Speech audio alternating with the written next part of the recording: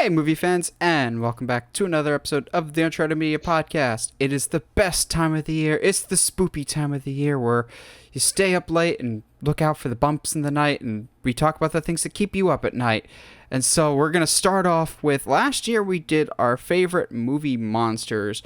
We're doing something similar, but not quite this week. We're starting us off with best creature designs. Like, we could not be the biggest fan of, like, the movie's franchises or the individual characters themselves, but we will respect and honor the artistry that went into the designs, how much they stand out, how unique they are.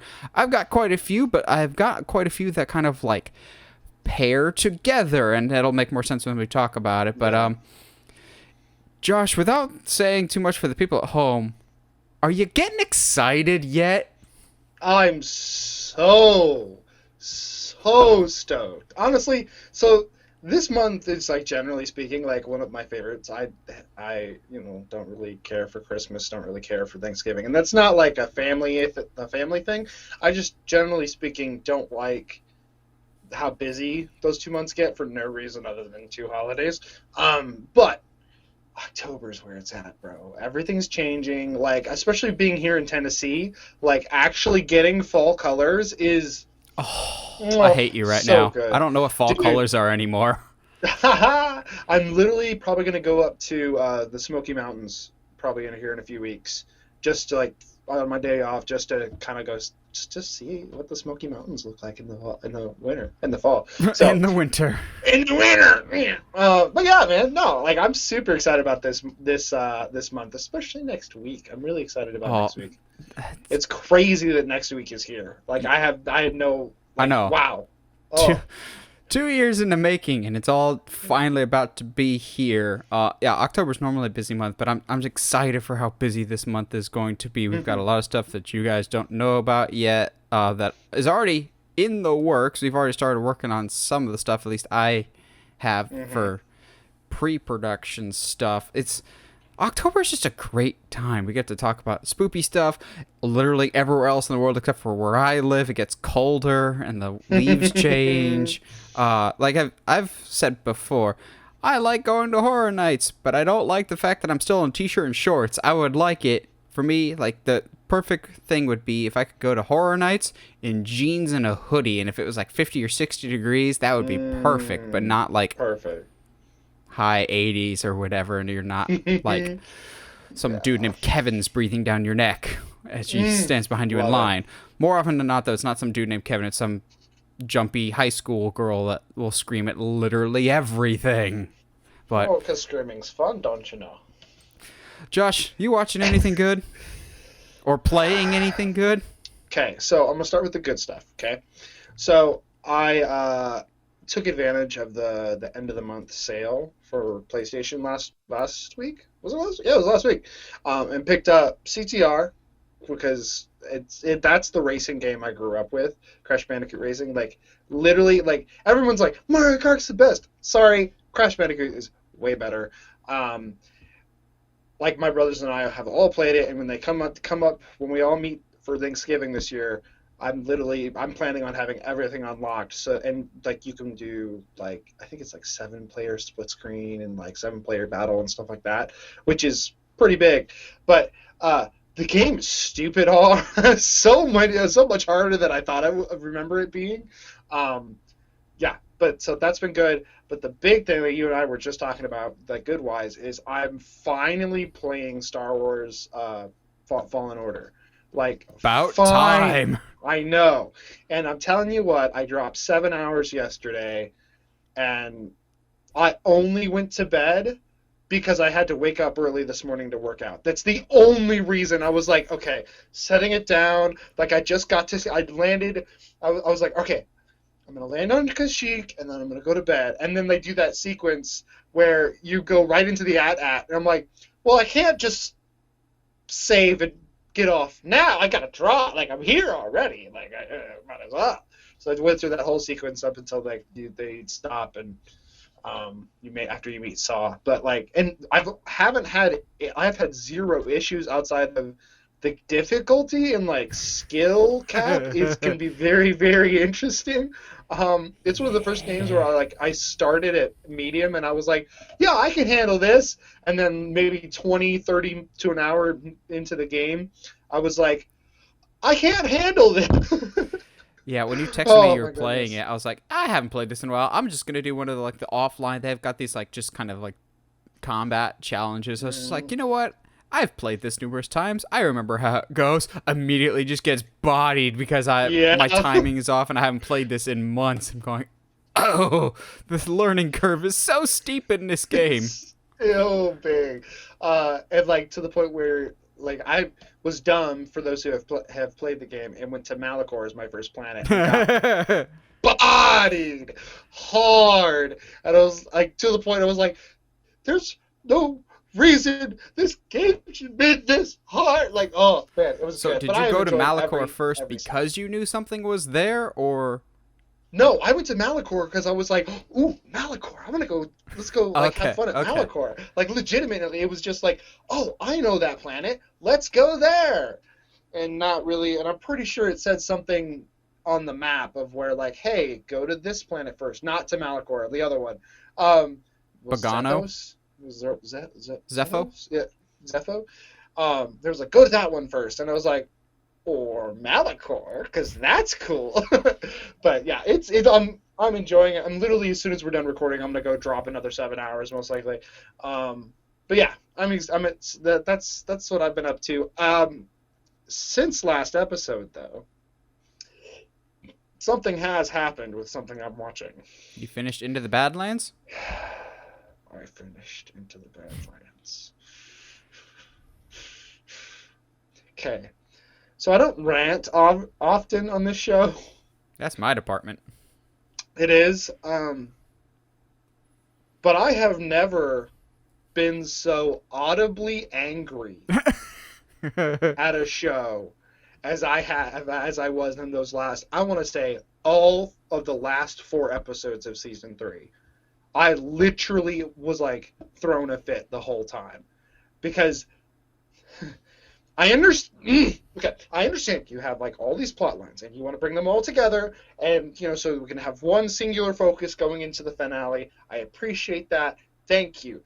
But when you have like 2 or 3 storylines that have just been going on for not really any reason for 2 seasons, and you just go, let's end it mid-episode for no reason other than we need to move on, and there's no finality and no closure to those storylines. Screw you, dude. Like, what? And then you end it.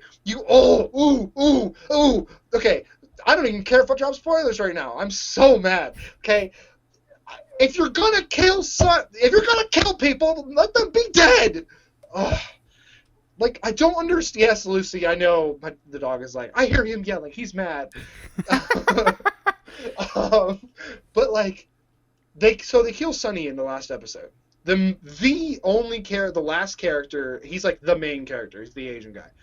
Okay, they kill him, legit, and then they try to be like, ooh, but the death, brought his true gift out finally, and he's not actually dead. Boom, and they take him to another dimension where he's like in between life and death, and where the master is, and she's like, "Hey, bro, there's a lot more left to do. This is just the evil is just on its way." Blah blah blah blah, and you're like, okay, So Jon cool. Snow in Game of Thrones. Yeah, basically.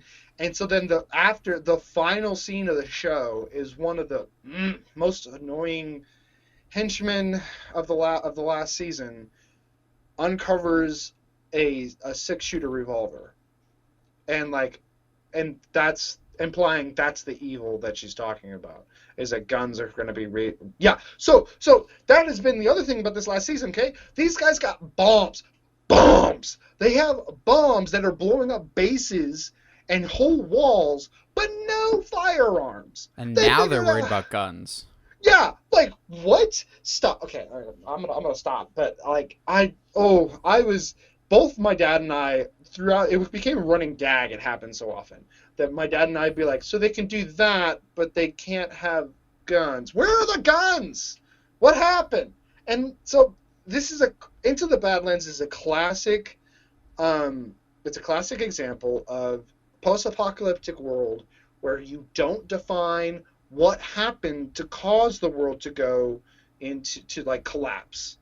And okay, cool. We're 100 years out. That's fine. Maybe the memory's a little hazy. That's fine. We can work around that. But if at no point you bring up like, oh, it was an economic collapse, or oh, it was nuclear fallout, or what have you, but you're just gonna not acknowledge, like, it doesn't work. I'm not here for it. Anyway, that's what I watched this past week, and don't. I'm being Fallen Order is filling a hole that needs to be filled right now. Okay, like I am so. I have Phrasing. been so.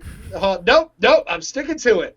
I have been so devoid of like happiness from media that like Fallen Order is just itching that scratching that What? itch, scratching that itch just right. Oh man, Well, what do you want? good thing this How are month. you, buddy? Good thing this month has a lot of movies to offer. Case in point, Yes. Venom was this past weekend. You've got Bond this coming weekend. Then the next weekend, Michael Myers is going to kill literally everybody in Haddonfield. Yes. And then Dune after that. And then The Last Night in Soho the week after that. So as that schedule goes, I saw Venom 2. Or just Venom Let There Be Yes. Carnage.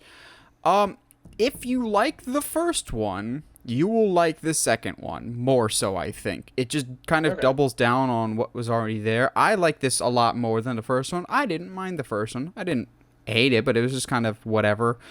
I like the second one. It's fine enough.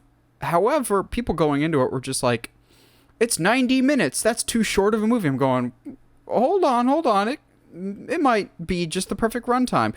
No, it was definitely too short. Like, this movie could have definitely benefited from another 15, 20 minutes. Because the first Really? Okay. third of this movie, you were going at a breakneck speed. And I'm just going, okay, can we calm down and at least flesh some of these scenes out, please? But the buddy dynamic between the symbiote and Eddie just continues to be fantastic. Like, it's the best thing about this movie. It's essentially just a buddy cop movie with the two of them, and it works really, really well. Woody Harrelson is a very decent Carnage. If not, I feel like he could have gotten a little bit more screen time. Again, the movie rushes through a lot of stuff so quickly. It's amazing what happens when you don't give him a clown haircut and just make him actually scary. He's pretty good. He harnesses a lot of his natural born killer's character. Basically him and a love interest go on killing people. It was fun. They get away with quite a bit for a PG-13 movie, which is, I know a lot of people are concerned about that with it being Carnage and everything else. But as a whole, I don't think you need to rush out to this movie, but we'll talk about it later. It's an important movie right now, and it's a very good thing, whether you like this movie or not. Everyone's going to be talking about the post-credit scene, and naturally so. But for the most part, the movie's entertaining, but everyone's going to really more just be talking about the post-credit scene than anything else at this point. But Okay. I don't mind if this franchise continues. I think that's the goal. They've done pretty good job making it just pretty independent so far. I liked Andy Serkis's direction with this. It wasn't a huge step up in quality from the first one, but it was at least entertaining enough, and Tom Hardy is surprisingly dedicated to this. I don't know what it is, but he gives like 120% the entire time for both the first one and especially this one. You're just like, what is it about this that you're just like, I'm gonna stick to this. This is my thing now. It's because he figures if he does a good job with this, He's not gonna be Wolverine. Wolverine. He's gotta be Wolverine. He's not gonna be Wolverine.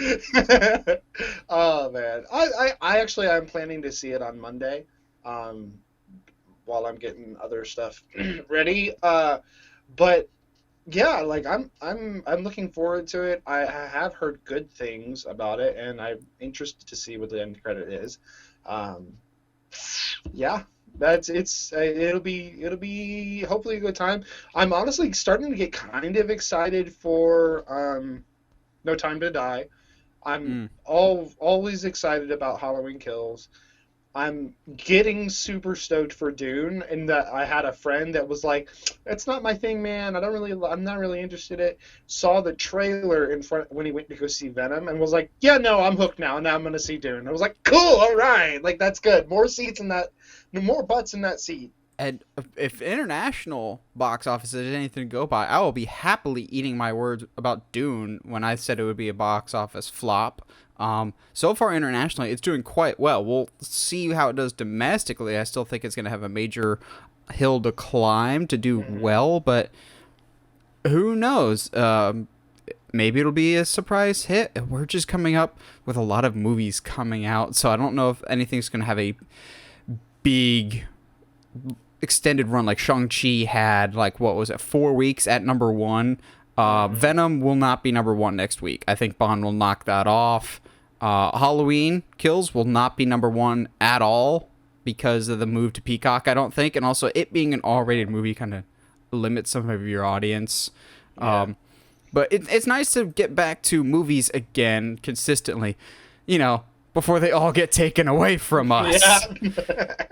So, what we mean by movies getting taken away from us is we are dangerously close. Like, the light is green now at the stoplight for all things movies and TV to basically freeze until things get better. So, I don't know the full situation with this, but the IATSE is more or less like the governing body. It's kind of like the union for below the line film and entertainment workers. And so, what do we mean by below the line is like camera ops, grips, catering, just basically like any of the, I don't want to say non high profile, but the more of the bit players, not like your writers or your directors or your actors. This refers more to the layman's jobs, wardrobing, costuming, the Hmm. everyday kind of jobs.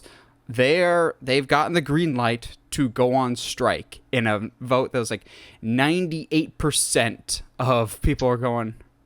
98%, I think, of the union It's yeah, body. yeah, yeah. It's I have an article up in front of me because I'm actually trying to Oh be yeah, as like what you got? smart and the vote passed at 98.7% support. So that's a quite a large like margin.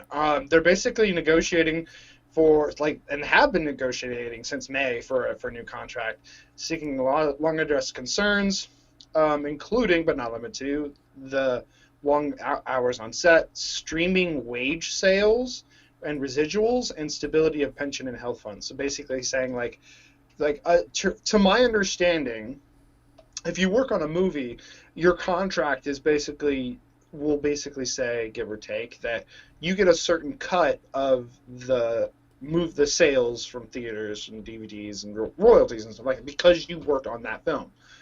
Well, I'm assuming based on this that people were not getting any of that from streaming. So, which is again, I think I'll bring it up after we kind of talk about this issue specifically, but that is basically the reason why Scarlett Johansson ended up winning was because of these kinds of issues. But yeah, so basically saying like they need to be taken care of better.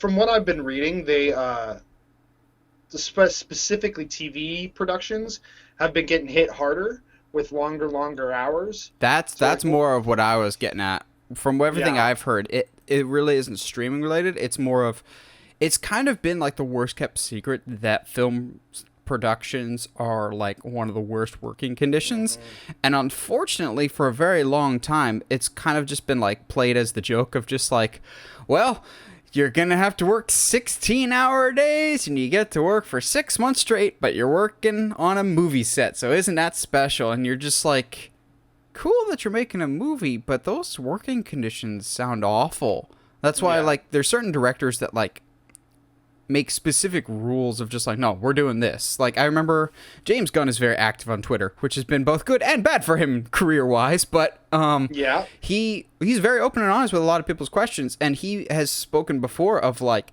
my goal every single day is to work a 12-hour shift, and that is it. I don't want to work overtime. I don't want to tax my crew. I want to make sure we get the shots right the first time. That way we don't have to keep doing stuff and also drag things out much longer than I have to.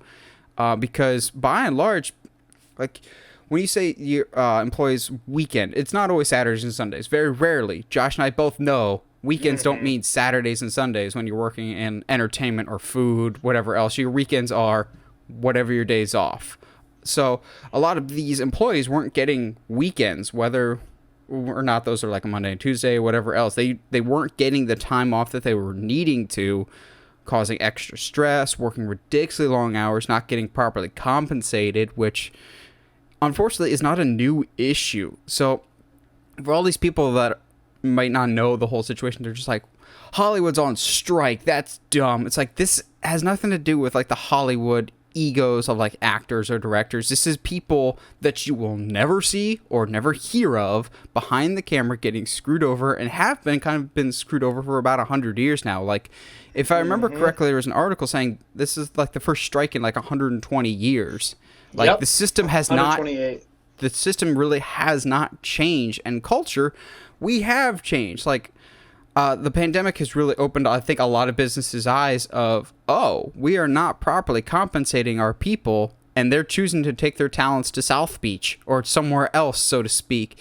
And film is going to learn this the hard way. We don't want it to, because it'll basically put a production halt on any movie or TV that's in business right now, and could even theoretically affect the theme parks. I saw some reports that people were going, this might affect Disney World. It will not. Disney has already come out and said that it won't. Universal, they are non-union. They are employees of Universal itself, which I've always thought was a much better and smarter choice. But if anything, people should be on the side of the strike, because these people are getting worked to death for our entertainment. Like, cool, yeah, they're making TV and making movies that we love. They shouldn't have to be burnt out to all heck and basically just be run ragged to make that entertainment work for us. Like, you at home probably work an 8 to 10 hour job a day. These people, it's normal for them to work 14 to 16. I've heard stories of some people working 20-hour days. I'm going, in what world is that healthy? Like, yeah. With like a 6-hour turnaround. Like, they're working 12, 15-hour days and then having to be back at work at like 6 hours. And so, like, one of the things in the union that the union is trying to get the contracts to say is like a 10-hour turnaround between shifts for every one, as well as like a 54-hour turnaround on weekends. So it's like, and to the point they're actually having to say, hey, there needs to be stiffer penalties for productions that don't provide or stop for a lunch. Are you kidding me? Like, and like, I think a part of this too is we just assume like, oh, that's show business. Well, that doesn't mean it's right. Yeah, like, oh, they're making millions of dollars, but that doesn't make it right. And that's most the thing. Of the time, that's the problem. The people are just like, we're talking about, are people are just like, they're making millions. The people that this is affecting, they are not. They're thinking of above the line people. There's an above the line, which are jobs like directors, writers, producers, and actors, and then there's below the line, which is lighting, grips, AV techs. Those people are much more pay level, like everyday people. They might be slightly higher just to compensate the Hollywood economics, just because California is a much more expensive place to live than Florida or Tennessee, etc. But by and large, they're not getting paid more than you and I, really. And they're getting screwed over hard, and it's only right that they get compensated. One, any form of specialized skill, I think, should be paid adequately for that. If you have a specialized skill, whether that's like automotive training or plumbing or electrical work, that's a specialized skill that requires higher pay. Film is no different. Grips, there's training for that. Audio techs, that there's training for that. And these people deserve to be financially compensated, and also, heaven forbid, they be allowed to have a lunch and a weekend. Like, I get that sometimes you are going to be like cruise ships. They will have like 6 months on, basically, of just straight work. But then you've got like 3 to 4 months off, just completely off before you get back on. And I understand that film can be like that if you need a location for a little bit, but you need to, in that case, maybe have an A crew and a B crew and alternate. Like, I had a job very briefly working at a news station, and when it was hurricane weather, everyone was brought into the office, and you would kind of flip-flop, 12 hours on, 12 hours off, basically. That way, no one left the building, but you still got your designated time, and you weren't going to, like, get stuck in traffic or get stuck somewhere with the hurricane. Maybe something like that, so people will still have their time off. Like, how nuts is it that we have to get this far to get people basically their normal treatment on a film set, and we've allowed the whole, well, it's a movie, that makes it okay logic for too long. Yeah. I'm like, no, it's just a regular job for these people.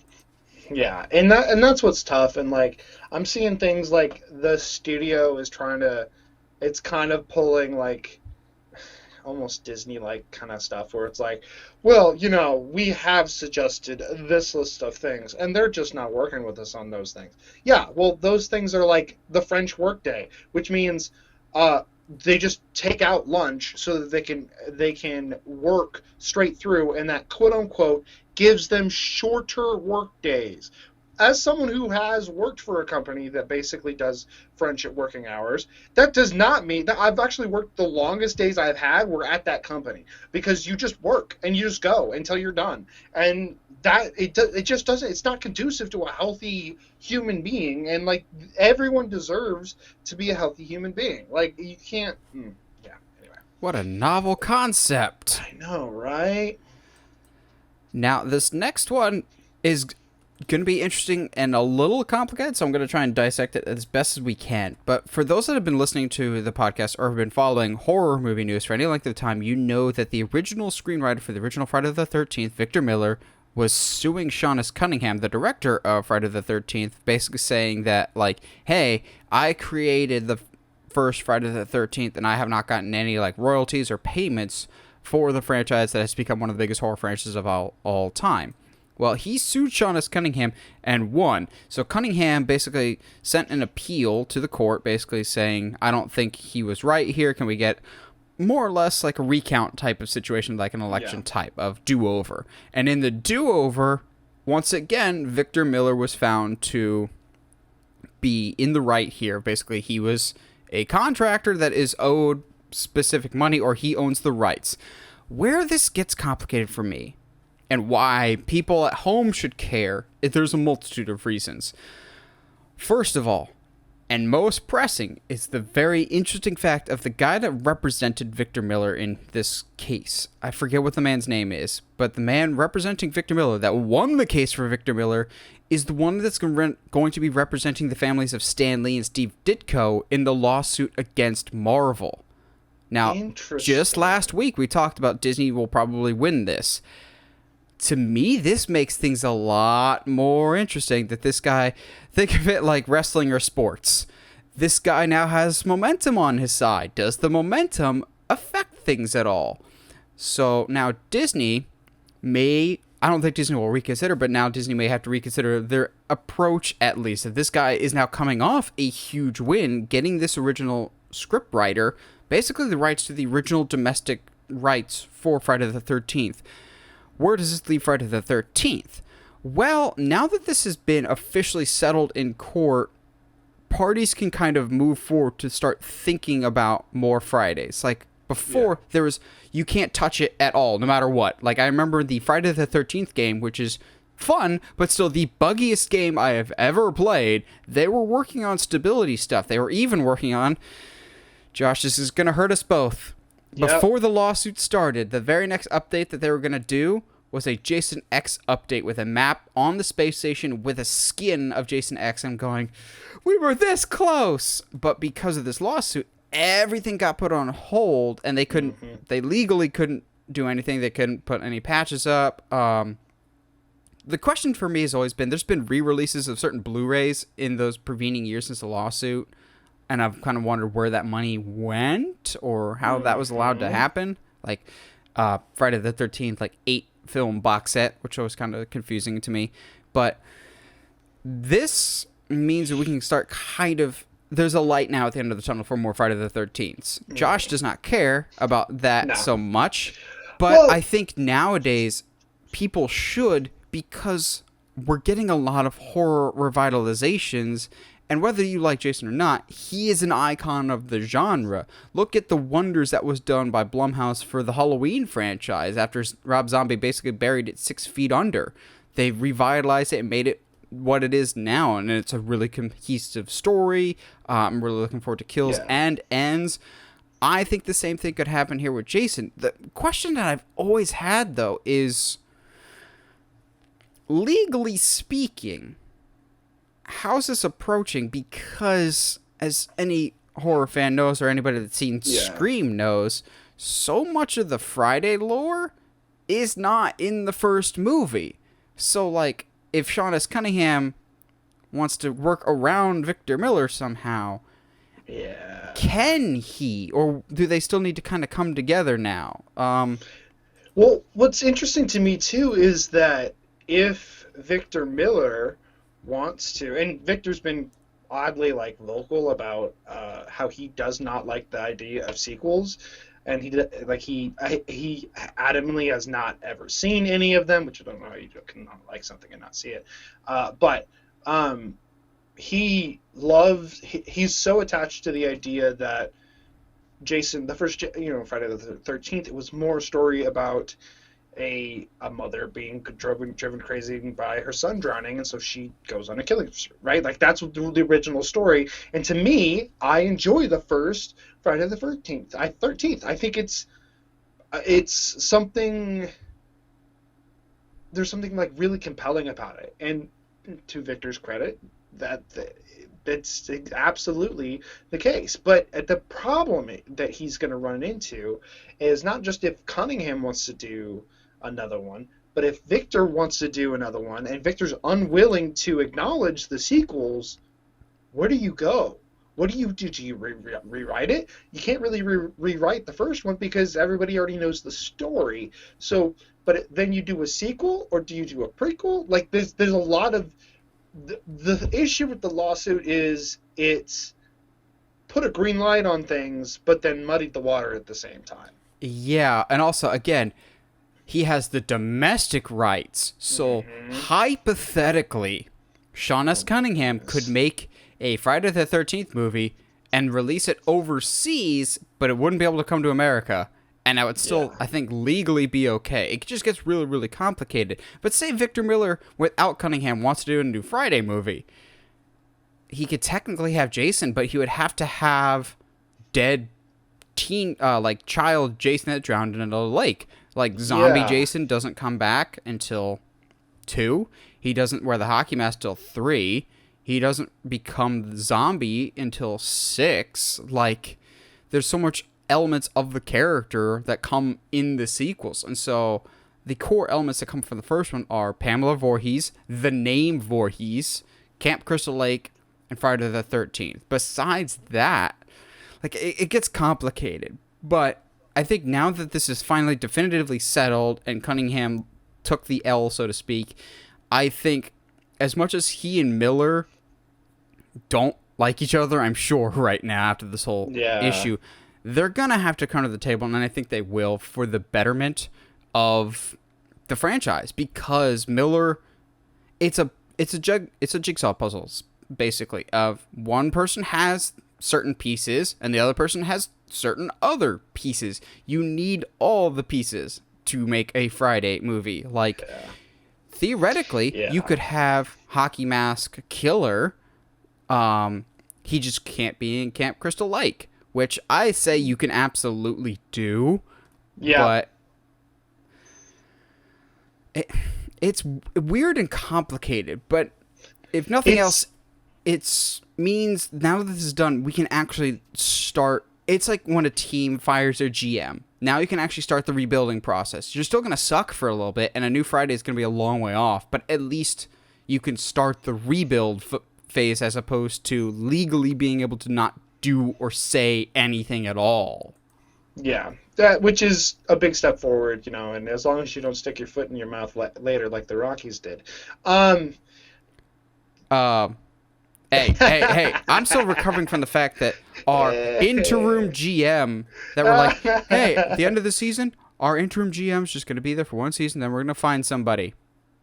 Guess who we hired as our new GM? The interim GM. The interim GM, because change is a word we hate, apparently, and progress is a word we hate. This, yeah. Sorry, I don't know why that came to mind when because I remember seeing you post about it, but a lot of this is very reminiscent to me of the Sherlock Holmes thing. Oh, yeah. Recently, that's like, okay, you're allowed to use Sherlock Holmes in public domain as long as the character does not do this, and this, and can't have these personality traits, and can't have this part of his life be apparent, because that part of the story is not public domain. It's just like, and I have a feeling that that's where we're going to go, and I hope it's not, because, I mean, Friday the 13th is already one of those series that has been kind of milked to death in the worst possible ways. I mean, say what you want about the Halloween series, but Friday the 13th has the worst sequels. And it's just tough. I think it's tough all the way around. A new Friday, though, I think would make a lot of money because the last one was 2009. Mm-hmm. It's been that long. Like, it also depends on who's making it. Like I've said for a while, I would love Blumhouse to do it, but I could see other people, other studios going, okay, we need our own icon. Like Universal has the Universal Monsters, but they also technically have Michael because they own Blumhouse. Warner Brothers has Pennywise, and I think Pinhead, because I'm trying to remember. Clive Barker now got the rights back to Hellraiser, but I think since they're doing an HBO Max series, I think that's technically Warner Brothers. Like, it's horror is like divided between a whole bunch of different studios. So maybe somebody swoops in, Paramount swoops in or something. Yeah, because Paramount can afford anything right now. Bro, no, how crazy would it be? Paramount presents Friday the 13th. No. I got one. A24 presents. Oh, stop. Friday the 13th. No, this series is weird enough. We don't need A24 to get involved. Yeah, that'd be a little too trippy here.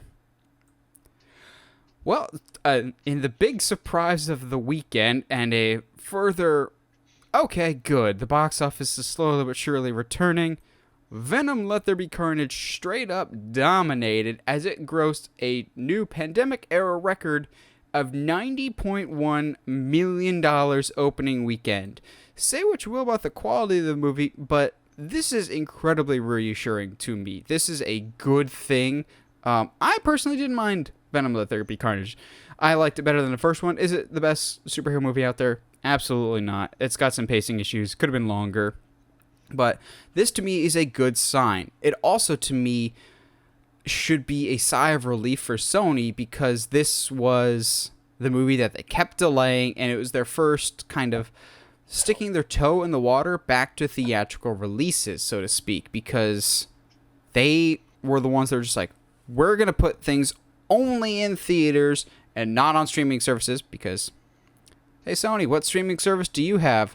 Oh, that's right. You just kind of loan out. That's a kind way to put it. You just loan out your properties to other production companies until you get eventually bought out by Apple one day. But they have been very adamant of movies are going to be sticking to theaters. And then, as we all remember, this movie gets delayed a couple times and then eventually gets moved back up because of Shang-Chi's success. They're just like, oh, people are going. Did I ever send you the meme? There's this great meme of J. Jonah Jameson as the Sony exec, and they're just like, Parker, Venom, Parker, you're delayed again. But sir, Shang-Chi just made a whole bunch of money. Parker, get back in here. You're not delayed again. And I'm like, that's so true. That sounds because they right. like rebump things around. This is a good thing. It shows people are going back to the theaters. It also shows to me that people within the film bubble, once again, still are not the majority, because people within the film bubble, people within the film bubble are kind of divisive about this movie, but I think the general audience still really, really enjoys this. Like the same people that kind of like the Transformers movies, you could just Turn your brain off and have fun with it. More importantly, though, this means to me, Uncharted is not getting delayed. The thought in the back of my mind was, if this does not do well, I was serious. I thought, if this movie does not do well, expect Sony to delay not only Uncharted, but any of their upcoming projects for fear of embarrassment again. Like, if this did not do well, watch them go, Ghostbusters now coming out March, and Uncharted now coming out July. The only one that would probably stay is Spider-Man. But this confirms to me Uncharted is staying where it's at, and we will get some Uncharted stuff by the end of this month, because I will always turn stuff into Uncharted, because you know that's me. Yeah. And also, I was convinced we were going to talk about Uncharted this week, and we didn't get a trailer. I'm convinced we're getting it by the end of this month, because, and this is going to make it sound like time's just flying by, Josh, we're closing in on the 1-year anniversary of that picture of Tom Holland as Nathan Drake. Holy cow. What? That dropped October 22nd. It's been a whole year. Dang, dude. Yeah, like, I was talking to somebody recently and was like, this year is just, like, flying by. And, like, but you know what? Quicker time to get to spooky season, better. I agree with you. I think that, yeah, this shows that the box office is still there. It's still able to perform on the levels that, quote-unquote, Hollywood needs it to. Yeah, I see no issues. I'm going to go see it on Monday, hopefully. And I think it's another small step to making sure that everything goes back to quote-unquote normal, I think, as far as movies go. Now, last but not least is one that I wasn't expecting to talk about, but one, it's a very slow news week, and two, this also surprised me with how different it was. So, for anybody that's been following the Rocky franchise, or Sylvester Stallone for a while, for the past few years, actually, he's been saying that he's been working on a director's cut of Rocky IV. And I was just kind of like, okay, yeah, I'll take that with a grain of salt, because as much as I love Sly, there's a lot of things that he talks about that they're working on, but then never actually happen. Like, it's a miracle we're actually finally starting to work on Expendables, because he's just been like, yeah, we're going to get another Expendables, and then nothing. Well, now, here we are. But also, when he talked about Rocky IV and what he would do with a director's cut of it, to me, at least from his comments, it didn't sound that drastic. He always talked about he wanted to take out Polly's weird girlfriend robot, because that is kind of bizarre and doesn't have any bearing on the story whatsoever. But also, he wanted to make the boxing hits less noisy, because he always thought that they sounded too comically over the top in years since the movies come out. I thought those were going to be the only changes. Well, Sylvester Stallone released a full actual trailer for this director's cut, and just from the trailer alone, holy crap, did they put in a whole bunch of extra stuff. Now, Sylvester Stallone has said that they've dropped back in about 40 minutes of footage that they shot that wasn't in the original movie, and I'm going, wow. What now? But noticing some stuff in the trailers, they put some stuff that's not in Rocky IV, and not from what they shot. There's a scene at the end of the trailer when he gets knocked down by Drago, and you get the old adage from Mickey, "Get up, you son of a..."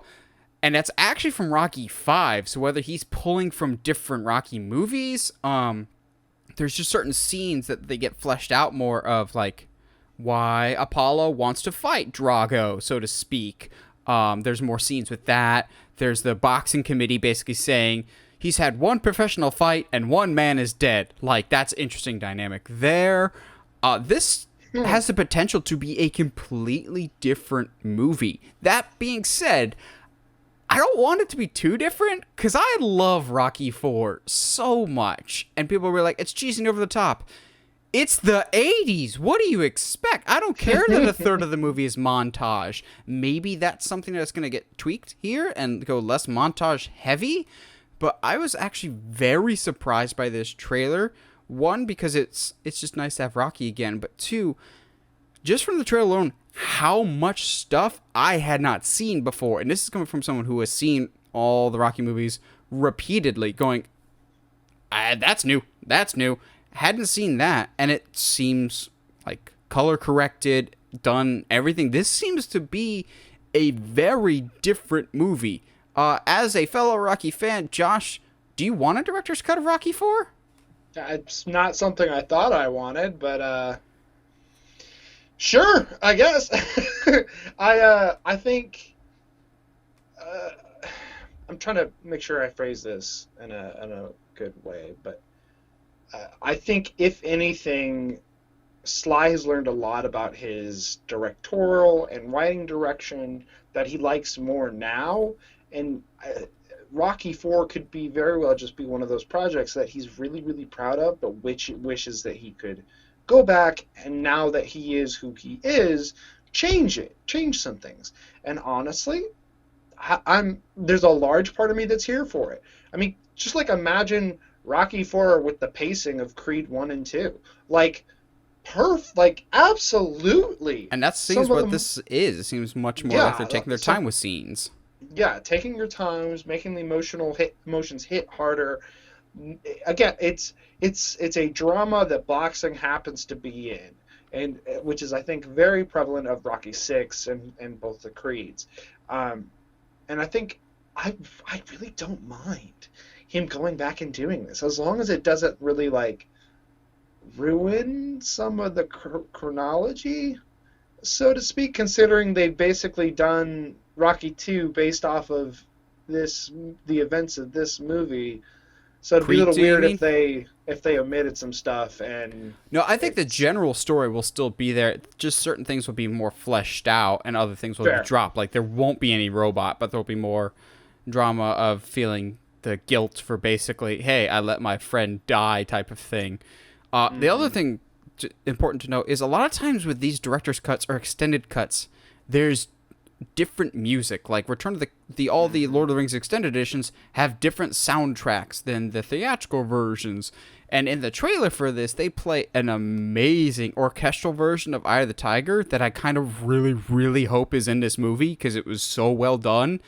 It took me a little bit to go, oh, wait, is that what I think it is? Yeah, that's really good. So I'll be curious if the music changes, because it always kind of bothered me, as much as I like Rocky 4, that they never use Rocky's theme in Rocky 4. They never use the...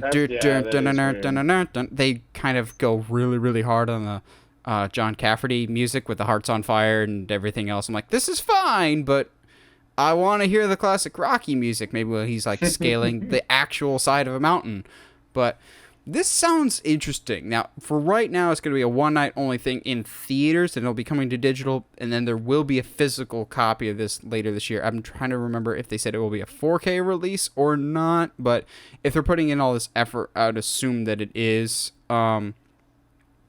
If you had to, is there any other movies that you know out there that have enough supplemental material that you would want a director's cut for? Like in general, like or just from Sly? Just in general. In general, The Suicide Squad. No, keep the Ayer cut. Yeah, no, thank you. I'm good. Sorry, guys. I don't think the Ayer cut is going to be as different as you think. I don't want to revisit that world. I don't want to. I would love El Diablo to be back. Like he's a cool character, but like, trying to think, man. There's a lot of movies that I would love to maybe if they redid or yeah, I don't know. There's quite a few. What would be really interesting is if the only one I don't know why this is coming to mind is if they redid Expendables 1 and it like actually hit hard emotionally, but it's an Expendables movie, so it'll never happen just because I don't think the footage exists anymore, or if it ever did. But supposedly the original director's vision for The Crow 2 was actually really good and really interesting. I remember us talking about that, yeah. About City of Angels. Yeah, that actually, the original premise of that sounded much closer to an actual Crow story while not repeating the Eric Draven narrative. Which would be super cool, because if there's any complaint I have about the Crow is that the sequels literally feel just like bad, a hollow version of what the original is. So, which is really tough, and because it's not necessarily that the characters themselves are bad, but the movies are just not good. Well, as always, this episode is sponsored by TeePublic. Normally, I'd be wearing some form of spoopy shirt this time of year, but I'm not this week because we have. Let's see if I can get it in the full camera. We have new merch in. Oh, we can't get it, but whatever. We have tinfoil hat shirts now. We finally pulled the trigger. We have tinfoil hat theory shirts, and not gonna lie, guys, they turned out awesome. They look so cool. They're so good. So if you want a tinfoil hat theory, an Uncharted Media logo shirt, notebook, mug, whatever you want, TeePublic's got it. So if you want to support the show, or you just want Uncharted Media merch, go to the link in the description, get your tinfoil hat theory shirt because it's fantastic and y'all have crazy theories just like us. You need something to support those crazy theories. Now let's talk about some spoopy stuff because spoopy is the best. And nothing screams good spoopy movie like a good creature design. Like, the movie didn't even have to be necessarily that great, but if your creature looks awesome, you're obviously going to remember that for a really long time. I think the king of this is Guillermo del Toro. Not saying Guillermo del Toro makes bad movies, but he is the king of really good, interesting creature designs like Hellboy or the kaiju in Pacific Rim or Pan's Labyrinth. He's really good about creature designs as well as compelling stories, but a good creature design can really elevate a story to the next level. So I've got a bunch, but I've also got quite a few that are kind of paired because I feel that they're very, very similar, whether intentional or not, because horror borrows from itself all the time. Case in point, I'll go with my first one that's kind of a pairing or not, because it kind of came out within, I think, 3 years of each other, and that is Bagul from Sinister and the Babadook. I think they're very similar aesthetically. Just one has a top hat, but long black trench coat, long black hair. The only difference is one is real. Spoiler alert. Yeah, and it's the Babadook. So Babadook is not real. What he stands for is very real. Oh man, so I have both of these on here. Bagul is like, which also quick side tangent. I actually had to Google how to spell this correctly when I was writing down my notes. Same. I was like, same. Is it with 2 O's? Is that it? Nope. Nope. Bagul is fun to say, hard to spell. Yep. A part of it is like, he's so simple. Part of me was like, that's not a great creature design. He just looks like an evil crow figure. But like at the same time, that's exactly what he is. He's an evil crow figure. But like it works so well to the point where it's not just that there's a video of him and that's paused and he's still looking at you. It's a genuinely creepy getup. Up until that stupid jump scare at the end. Hate that jump scare. But it's a genuinely good look. The Babadook, I don't know about you, but to me, the moments in which it looks just like a cheap puppet almost amplifies the design for me, and that because it's not real, it's just a projection of the main character's brain. Like, that's still something. It's gonna change based on how much, I guess, brain power that the character has at the moment. So sometimes throughout the film, it doesn't quite look like fully CG'd out and stuff like that. And to me, that adds to the creepiness factor of it. Now, here's an interesting question to pose to you. Do you think, and again, this is mild spoilers for those that haven't seen the Babadook, do you think the Babadook looks different to everyone? Or do you think he looks the same to everyone? Yeah, he looks different to everyone because everyone's grief is different. Do we think the dad wore a top hat? Ooh, I hadn't thought of that. Huh. That would be interesting. No, yeah, there's a lot. for those who have seen the Babadook, there's a lot of directions you can go with the backstory lore. There's some stuff that the main character does because, quote unquote, because of the Babadook, that it does make it a little hard to forgive her. But like once you realize that the Babadook isn't really there, but at the same time, the story is what's important, and I think,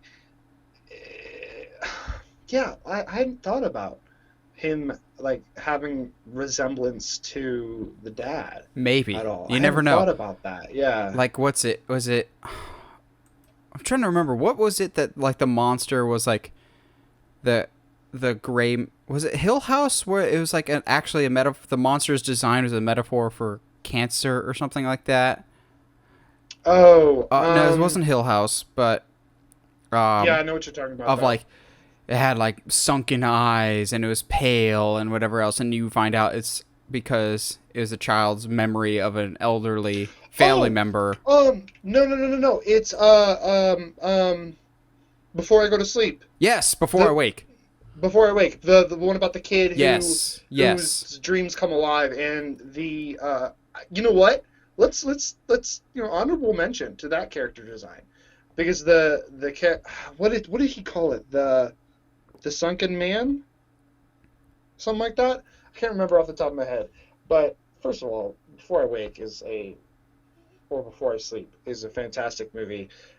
Basically, the character, the villain, ends up being a Childhood trauma, basically. It's the last living memory, basically, of what his mom looked like as she died from cancer. So maybe Babadook has something similar. I the can Babadook totally see looks that. like that because maybe that's a twisted version of the dad. Well, and they died in a car accident, didn't they? So maybe he his would fingers be are kind of driving like gloves. yeah, he would be kind of shocked and like, because that's his expression is so like strained and whatnot. It makes sense. It would make sense. But yeah, I definitely would Breakthroughs. think that the Babadook would look different to everyone. That's maybe why the kid is not as afraid of him as the mom is, because maybe the kid's memory of his dad is still intact. Food for thought. Yeah. All right, what you got next? I've got several that I want to kind of save for later. Let's talk about one that kind of came out of nowhere for me that I wasn't sure was going to work for me, but definitely did. I think you have, but have you seen Netflix's The Ritual? Yes. Yes. I almost put that on here. Yes, I couldn't find the actual name of the creature at the end, except that it's just some, a strange son of Loki. But it's like, it's so hard to describe with words, because it's technically like It's weird, man. It's weird. it's so weird, to the point where like, so like the first time you kind of see it is the hand on the it's in the trailer, the hand that goes on the tree, and then he doesn't really realize it's there until it moves, and you're like, okay, cool, that's all right. So we're dealing with a humanoid. Okay, that's fine. Until you see the thing, and it's like twice the height of an 18-wheeler easily. Is huge, and the hands are really like, I don't know how to describe it. It's so odd looking, because it's like if a human body got attached to like a deer, almost, and to the point like, yeah, like that's when it's like doing its little angry thing in the moon, that it looks like kind of like a freaky deer. But yeah, it's so weird, and just the way that they do protect it. I still have questions as to how it moves through the forest so silently. But I'll let it be. Is it weird that from a distance he kind of reminds me of, was it J.K. Simmons in Kung Fu Panda? Like the horns and everything kind of look like. Whoa! Yeah. He kind of looks like what's from his a face? distance. Yeah, when he's doing the stand up part at the end. Like, yeah, it's super. I think it's funny too to really talk about creature designs. We have to spoil a bunch of movies, basically. But like, sometimes. Yeah, well, some of these, yeah. Some of these. Others, not so much. Okay, well, here's one that definitely has spoilers, because it's the final result is what's really, really gross. And the whole movie is basically the evolution or de-evolution, basically, of Jeff Goldblum. Because if we're talking about creature designs, the Yeah. Fly is disgusting. Oh my god. Oh, I'm not normally dude. squeamish in movies, but good god, Grundle Fly. I I can't. So I was doing because you know me. I sometimes I just need pictures to remind me of stuff, and I was scrolling through monsters from horror movies, and The Fly came up, and I was like, I can't talk about it. I can't even look at it. That's disgusting. Stop. No, It's so absolutely well not. done. It's just so Absolutely not. gross. No, I'm good. Thank you. Thank you very much. I'll pass. No, it's almost as lifelike as the other thing that I will pair with it. Thing. Is the monster from The Thing in the Yeah. 1982 version The which because one? that's the 82 I think Okay, is okay. the one with all the practical effects. Yes, I didn't know if you were going to talk about like the original Howard Hawks version, in which case it's just a dude. No, we're talking about the thing Okay. that I have it in my notes as the alien with many faces because you never truly know what the alien looks like. Plus, it wears the guy's face a couple times, which is hilarious to me in retrospect. But yeah, no, yeah, that's again also like The Fly, very practically done, still holds up in a lot of ways even today. Um, Gosh, it's so gross. Oh, it's so Seeing gross. There's oh so many that real good parts in that that I'm still questioning how they did it. Like the when it's just the head with the arms and it scurries across hmm the room. Like, how did you do that? Or the one that I'm still like, no, is when they're about to put the defibrillator on the creature, and oh the cat he has like a chest cavity opens up and basically almost eats this guy's arms, and then just becomes this monster with tendrils and a disembodied head almost, and you're like, how is this practical? Like, what kind of horrible monster made this monster, so to speak? Like, dude, this is terrifying and it is. gross. I love the Like thing, but it's just so gross. I think I saw a documentary or like a video feature at some point about like how they did the special effects and all that, like down to the detail. And still, with them saying that, I'm still like, how did you how'd you do that? It's so weird. So good. Um, all right, I'm gonna do one that you probably won't agree with me on, and that's okay. Uh, so I want to talk about Mama for a second. That's not bad. Uh, It's not a bad design.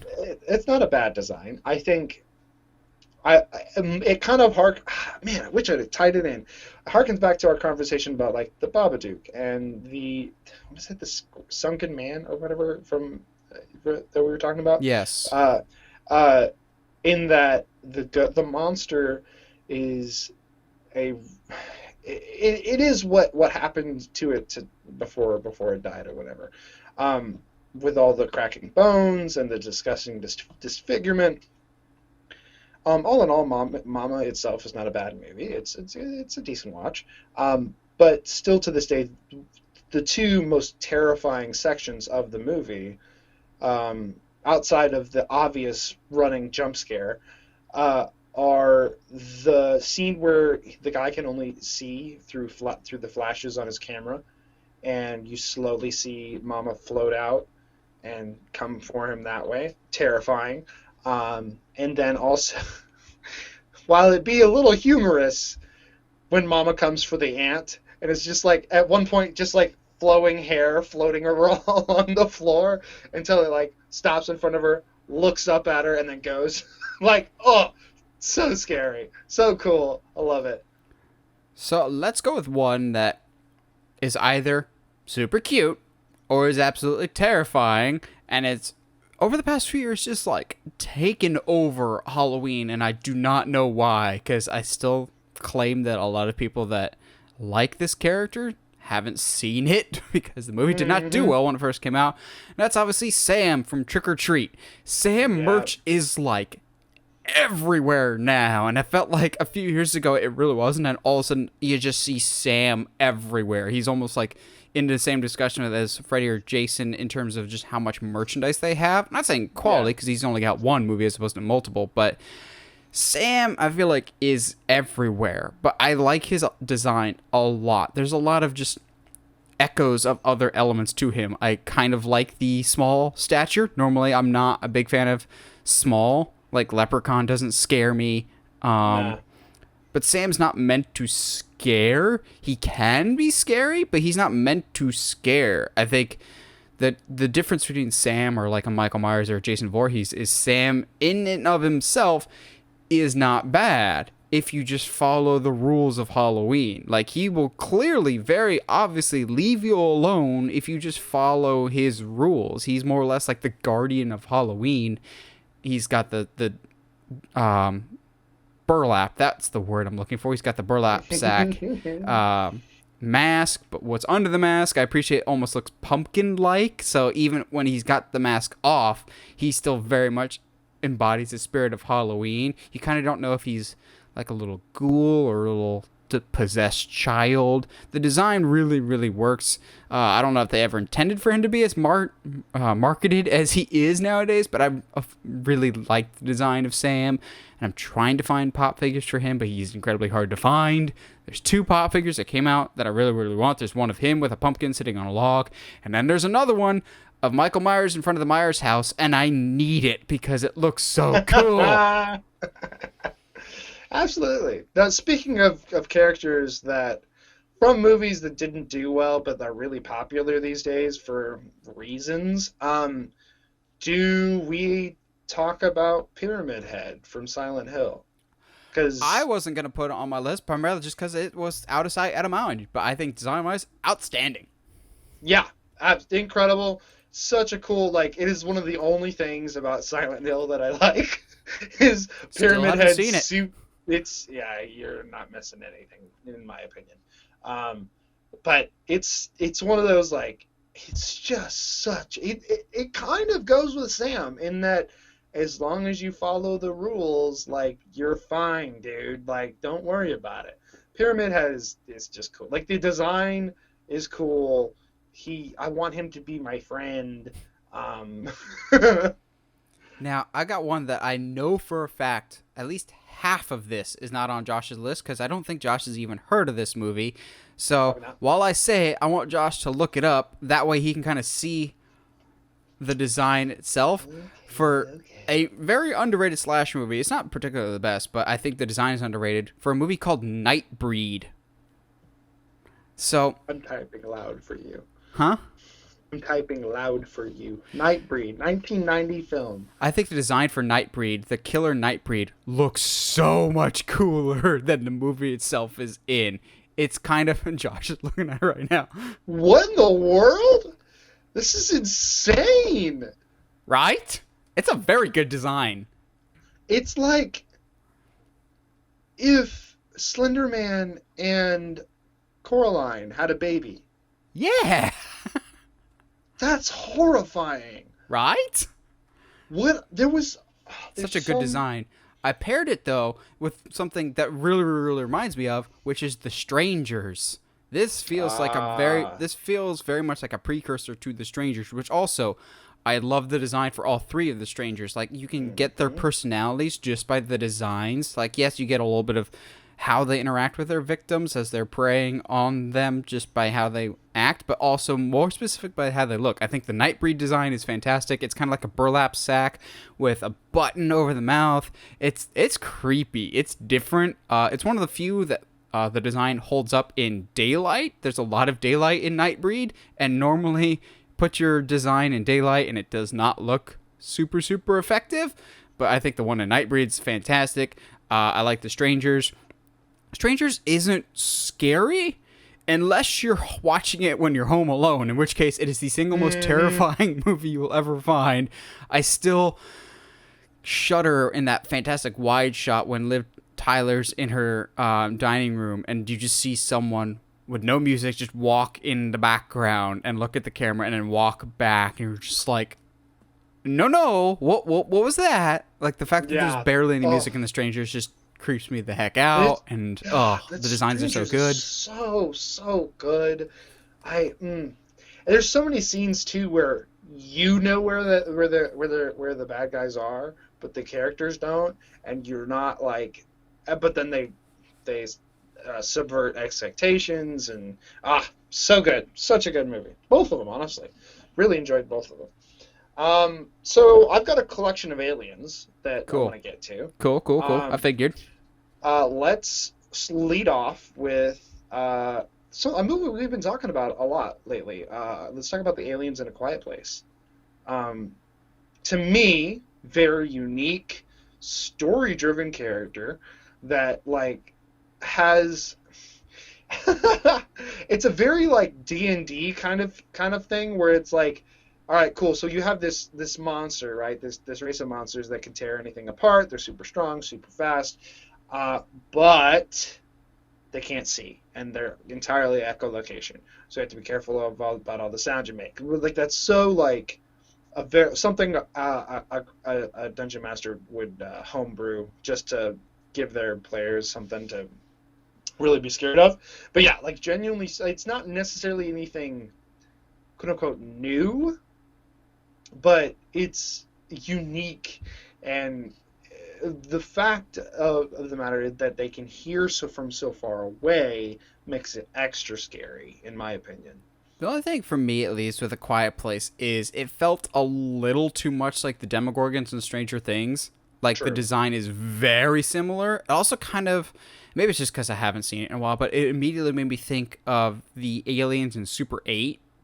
Yeah. Yeah, no, that makes sense. I'm sorry about that for you. I don't I mind just Super 8. It's fine. no, yeah, but like not being able to see the Quiet Place Oh, aliens yeah. without thinking As about much as I that, love A like that Quiet sucks. Place. Like that sucks. Let's also talk about another alien. Um, I am one of those people that likes the 2017 It better than the original. Preface, just the first one. Depends on This, what we're grading it on. There's certain parts that I think work better in the original. I think I like the Tim Curry It better. Depends on what you want. The Tim Curry see, It is there to trap kids. It's supposed to look disarming of like kids will actually go to it. Whereas that's Skarsgård, fair. why is any child talking to them? He's automatically Yeah, terrifying. But I he will is agree. absolutely scary. New It is fantastic. The first one, the second one, Yeah, all the it is. training wheels fall off. Like holy crap. Yes, yes.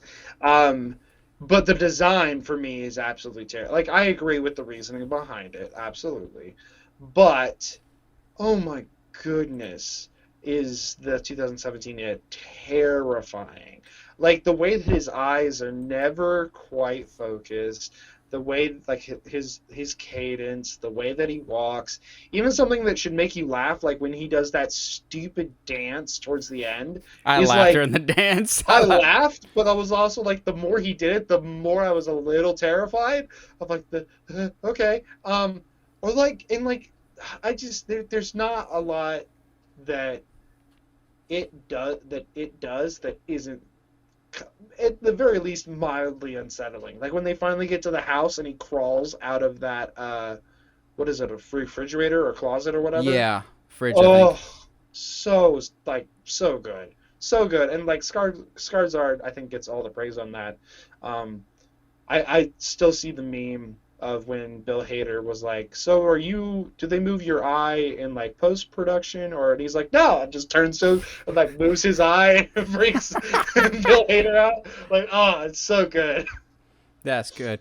I got four more. How many more you got? I got three more, and one of them is an alien. Actually, five more. Now that I think about it, Whoa, whoa, because I whoa. thought you were gonna have one of in your aliens, but apparently not. And it's Well, not Alien. As much honorable mention to Alien, it's created from a nightmare. We yeah, all know the yeah. lore. I was gonna Alien looks talk cool. about it, yeah. I'm always kind of more partial to the Predator, though. I think the Predator. Really? I'm always design wise and movie wise. I lean more towards Predator. I like more Predator movies than I do Alien movies. I like the first Predator a lot. I like the first Alien versus Predator, which I guess kind of works for both of them. I really, really like the Adrian Brody 2011 Predators. The Xenomorph's got a cool design, but I like the variety of Predator we also get too. Xenomorph, That's fair. you kind of know what you're going to get. They're all exactly the same. There's different stages of the evolution, but Predators, I feel like there's more customization. I mean, now that you got an actual video game, you can customize it, but there's more flair and personality within the Predators themselves. Like in the end of Alien vs. Predator, you have that like high lord Predator, and you can immediately tell that he's the one in charge by his garb. Even when he's got the mask on, he's creepy, but then he takes the mask off at the end of the first one, and Arnold's right. He is one ugly MFer. If you're just like, that's gross. Like, Xenomorph, stuff of nightmares, but I've always kind of leaned more towards the Predator's design, just from an aesthetic standpoint. I think it looks cool, and I think that's more terrifying because it's like a football linebacker with weapons coming for you. Fair enough. What's so odd is, I'm the exact opposite. I think aliens are cooler. But I've never, like, in my brain, like, even though it's totally horror, it's totally in the same vein as Alien, I've always considered it like a thriller more than like a horror movie. And so for whatever reason, my brain has just never been like, yeah, predators. That's a creature that's scary. Yeah, okay. No, but for whatever reason, why that is, who knows? It's Josh's brain has got lots of concussions in it. But I like the xenomorphs better. I just think the idea that literally every single thing about this creature is engineered to cause pain. Even if you were to fight back and made it bleed, it would still hurt you. You know, like, there's just not a lot about the xenomorphs that you can do to defend yourself, and I think that's absolutely terrifying. They can be quiet, they can be loud, they get, like, there's so many weapons that it's hard to defend yourself against them. And to me, especially in that first Alien, a little bit in, oh Jesus, not Prometheus, the one after that, Alien Covenant. Yes, I really like. They did try to give us a little bit of a variety in the Xenomorphs and Covenant, which I did appreciate. I think the Pred Alien could have looked cool had we been able to see any of it. But you talked about how an alien is like engineered for pain and grief. No, not grief, but just pain and anguish and be the most deadly killing machine. Which gets me thinking about some other thing that was created basically for death and destruction. What if a xenomorph ever merged with Doomsday? Stop. Don't need it. Don't need that nightmare machine in my head. Doomsday that can spit acid and has a tail. Dude, well, just like the idea of like Doomsday having Superman pinned, and Superman's finally starting to fight back, and Doomsday opens his mouth, and that small mouth comes out, and just like, like, talk about heartbreaking, bro. Like, or he's like winning, he's fighting back, boom, he's dead. Or like Superman finally starts getting the upper hand and starts making the xenomorph Doomsday bleed. But as we know, the blood is acid, so it's literally like melting away part of his suit. Oh, we're booking things that don't actually exist. Yeah, but like that would be. I'm sure that there's an Elseworld story somewhere. There's probably some weird fanfic on Tumblr or something. Oh, you know what? I think I'm gonna go write a comic book. I'll be right back. So, I'll talk about the Universal monsters later, but I do not have the Wolfman.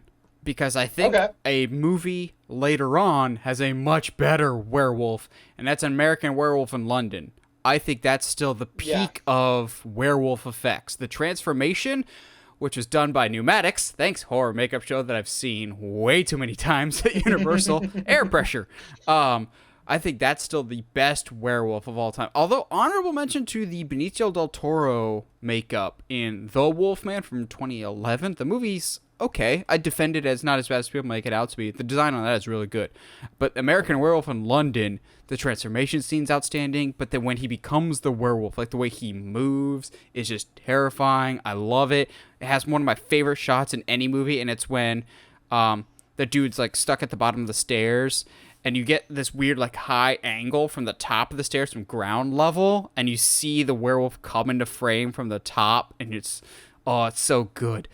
I think that's one of the best werewolf designs of all time, even more so than the original Wolfman, who at this point in time hasn't aged particularly well. I don't think. He just kind of looks like a overly hairy man in flannel. So Al Borland, basically, he's not overly scary. I like the Wolfman movie quite a bit, but I think the best like werewolf / lichen design in film to date still is American Werewolf in London, and has yet to be topped. I'd agree. I'm a little partial to the lichens in the Underworld series, but those definitely tend to be more heavily CG, and I think there's something to say. I think there's only been a couple times where they've actually transformed on screen, and it's still heavily CG'd. It doesn't quite look as good as the American Werewolf in London. So, quick side tangent. Van Helsing is not a good movie at all. No. And the werewolf design is not very good. But I want to give a quick shout out to something I think they do right that I haven't seen any other werewolf movie or transformation do before. And it's when werewolves transform, they literally shed their human skin. Dude. I was like, that's a good detail. Like, if you're actually paying attention to the transformation scene, he's shedding his skin, and then when he transforms back into a human, it's new skin again. I'm like, that's surprisingly well thought out, and that was actually really, really well done. I'll give you credit for that. The transformation is still too CG heavy, but the concept of that being such a brutally painful transformation, losing your skin, I'll give you that one, Van Helsing. That's such a smart design choice. What's that doing in Van Helsing? It's like, was somebody else in charge of that? They handed it off to the intern who really cared about Van Helsing and werewolves. Was the interim guy Del Toro? Yeah, let's go with that. So I got three more. One that I'm pretty sure is on both of our lists. I'll save that one for last. How many more you got? I got two. I think we're on the same page with one of them that's always complicated to talk about. Yeah. We'll save that one for last. So Yeah. So what's your other one? Because my other two can be lumped together very easily. So I'm going to set this up, and you're going to know exactly where I'm going with it. So let's say you got a mass murderer, right? Kills people, very efficient at it, never been caught. Until the beginning of this film, he is caught and put in a cryo-freezing tube. Well, then, what makes a mass murderer who's very good at his craft even scarier? I don't know. Let's fill him with nanobots. Jason X is the coolest guy ever, and you can't tell me otherwise. Like, what's scarier than a killer? A killer that cannot be killed because he's made of nanobots. Like, So Josh likes the Terminator. Cool. Like, no. Terminator can eat my shorts. Jason X is where it's at. Nice to know that phrase made it out of the 90s. I've been saying it a lot lately, and I'm really happy about it. But no, yeah, like, genuinely, like, that is the mask is not the best, but the creature design in general, to take Jason and who is the masked killer, but, like, then make it be like, all right, cool, so you're going to shoot him, and now definitely nothing's going to happen. Because he's just going to heal himself and keep walking. Of all the issues that I have with Jason X, my most random still to this day is, at the very beginning, when he's regular Jason, he impales a woman on a spike. Why is there a random spike sticking out of the wall? Like, there's no other spikes around it. It's just a spike. It's like if there would be a sword sticking out of a wall just going, oh, this is perfect. Why not impale somebody on this sword? Why is that there? Like, it's not even like a coat hanger. Because it's not like later when he's in the drilling supply room, and there's drills being stored in an upward direction, which is a terrible way to store a drill. I don't understand that at all. And throw somebody on top of one. Like, that makes sense. It's there already. It makes sense why it's there, kind of. But, like, yeah. But still, I stand by my guns. Stand by on my soapbox. You stand by your nanites. Stand by my nanites. Jason X is the best Jason of them all. Mm, either Jason from Part 4 or Part 6, I think. Nope, But Jason X. Sorry. so Jason all. X can kill all of them. Oh, yeah, it doesn't mean he has the best design, though. So all the Universal monsters, I think, have iconic designs. I love the Hmm. Invisible Man, but as much as I love him, he's just the mummy with a bathrobe. The Yep. mummy. I appreciate and respect the dedication and time that was put into Boris Karloff's makeup. It was like 7 hours of makeup or something like that for barely any screen time. Cool design. I've said my piece about Wolfman. It hasn't aged as well. I think the two best aesthetics and most iconic creature designs in all of the Universal monsters. And I know what I'm saying, Josh. Don't bother correcting me. We're not gonna go down that road again. Is Frankenstein and the Bride of Frankenstein. For simplicity's sake, we're just gonna call him Frankenstein, even though in the movie he's actually titled The Monster, which Good. he's Which is never. what he is.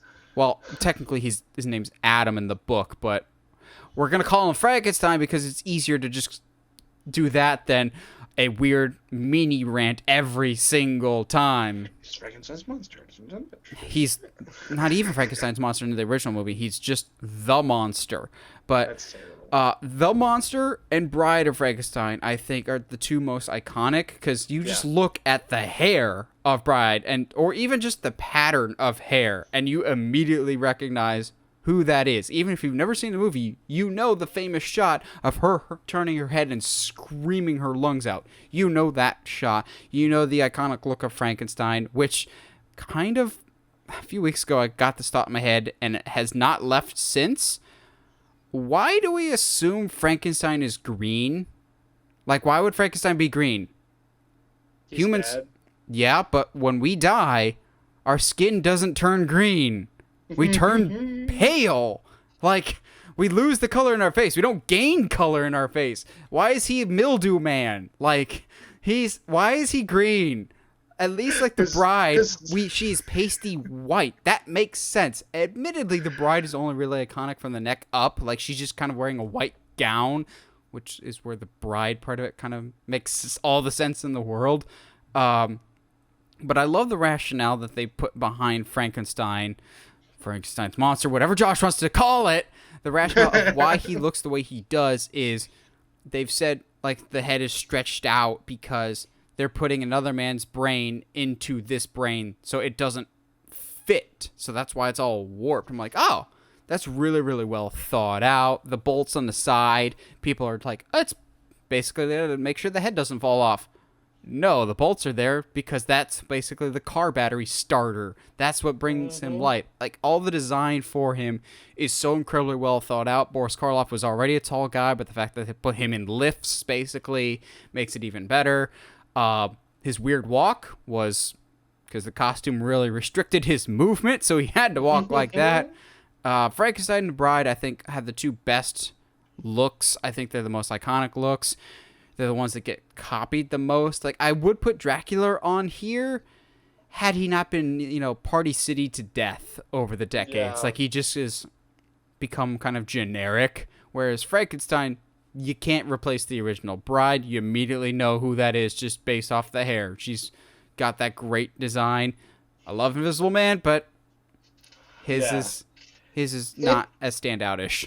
Yeah, if you're going to talk about Dracula, I think it definitely tends, at least in my mind, to go more towards the Nosferatu direction than That I think that's a better direction. I think Yeah. Nosferatu's a better look than the actual Count Dracula. Yeah, I would agree because the Count Dracula kind of like it almost takes away from the fact of how strong his like mind powers are because like oh yeah like he's vaguely attractive like okay like I can understand that, whereas Nosferatu is absolutely terrifying looking no matter what you do, and it almost adds to the fact of like oh wow like his brain really is like tricking me. I'm really got a lot of hallucinations going on and all that stuff. So I do think Nosferatu is probably a better, if you're going to talk about a vampire, Nosferatu would probably be the peak. I'm trying to think of any other vampires that would be better. Definitely not Edward. No, I really like the Dracula on the Netflix version that the BBC did like a few years ago. But I don't think Yeah. that's a particularly strong like Dracula design. It's just a good character portrayal. It doesn't mean the design is Yeah. anything special. But yeah, Nosferatu's a really good design, even if it is just copyright-free Dracula. Now, Yeah. the last one, I feel pretty confident that it's on both of our Josh and I's list. That's why we saved it for last. But also, it's the hardest to talk about because Yes. I have refused to go back and watch this movie since I've learned about the filmmaker behind it. And also, it makes me feel kind of guilty that when we were watching the second one, making all kinds of jokes, it was just like, well, this is questionable. Yes. Yes, It the is. second one is very questionable, the stuff in it, because of the actions of Victor Salvo, better known as the man behind Jeepers Creepers. But put that aside, if possible. Don't forget about the horrible things that he's done. Don't support Jeepers Creepers so long as it belongs to him. Yeah. But, giving where credit is due, the Jeepers Creeper design is fantastic. It is like part Creature from the Black Lagoon, part Dracula, part Undertaker. It's a whole bunch of weird, like, it's an onion. It's got layers. You keep peeling it back, and it gets worse and weirder. Like, it's so good. Well, were you with us when we watched it the first time? Yeah, you and I don't know who all was with us, but I vividly remember it being you and at least you and me watching it for the first time.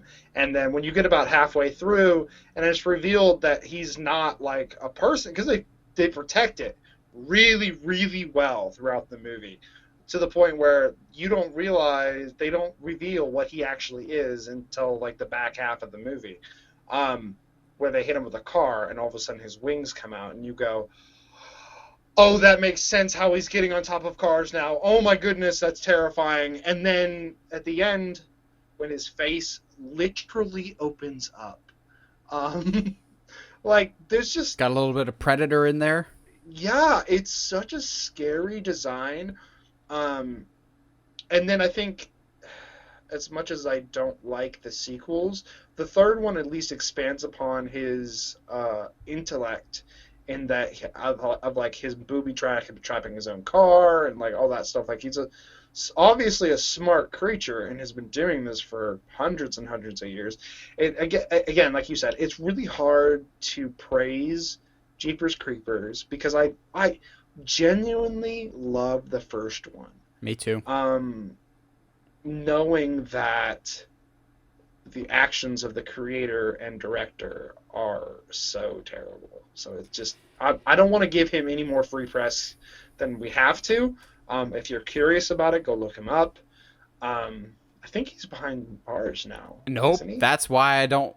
That's why I won't watch Jeepers okay. Creepers, is because he was admitted guilty by a court, and I don't think he ever suffered any consequences for it. So I'm just, and he still owns the rights for it. Like I think he made the third one, which I have my own bone to pick with the third one. Of you promised us one thing, and it And then wasn't, gave us only something for else. it to tease the thing that we wanted at the end, hoping to get us for a fourth one, which I don't think we'll ever get, nor should we get.